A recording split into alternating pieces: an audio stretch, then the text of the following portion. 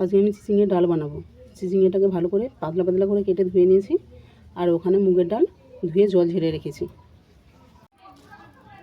এরপর কড়াইতে তেল দিয়ে মুগের ডালটাকে আমি ভেজে নেব।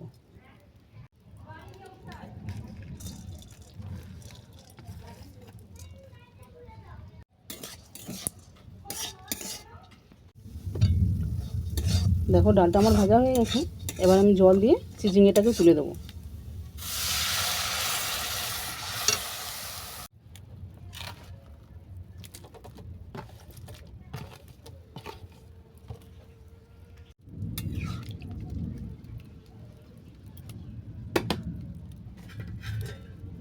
এটাকে আমি এবার চাপা দিয়ে সেদ্ধ করে নেব।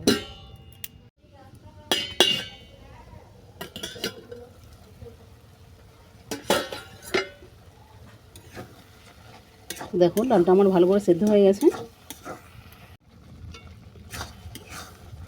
ডাল আর চিচিংয়ে এতটাই সেদ্ধ হয়ে গেছে যে আলাদা করে কাঠি দিতে লাগবে। আমি তোমাদেরকে ডালে জল দেওয়াটা দেখাতে পারিনি, কারণ ফোনটা হঠাৎ করে বন্ধ হয়ে গেছিলো। আবার ঠিক করে দেখাচ্ছি। ডালে তো আমি জল দিয়েছিলাম, আর ডালে কোনো কাঠি দিইনি। এরপর ডালে দেবো লবণ, হলুদ গুঁড়ো,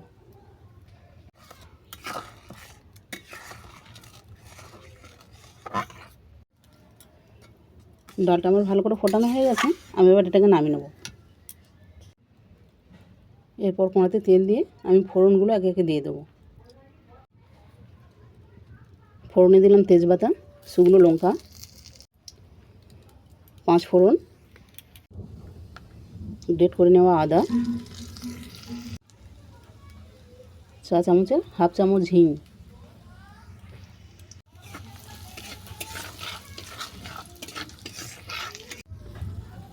ফোড়ন ভাজা হয়ে গেছে। এবার আমি ডালটাকে তুলে দেবো। এরপর দেবো জিরে গুঁড়ো, ধনেপাতা কুচি, স্বাদ মতো চিনি। ডাল আমার হয়ে গেছে। আমি এবার নামিয়ে নেব। এরপর গার্নিশের জন্য দেবো আমি জিরে গুঁড়ো আর ধনেপাতা কুচি।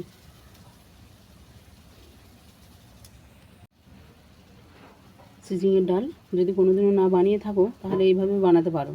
এটা ভাত, রুটি বা পরোটার সঙ্গে খাওয়া যায়।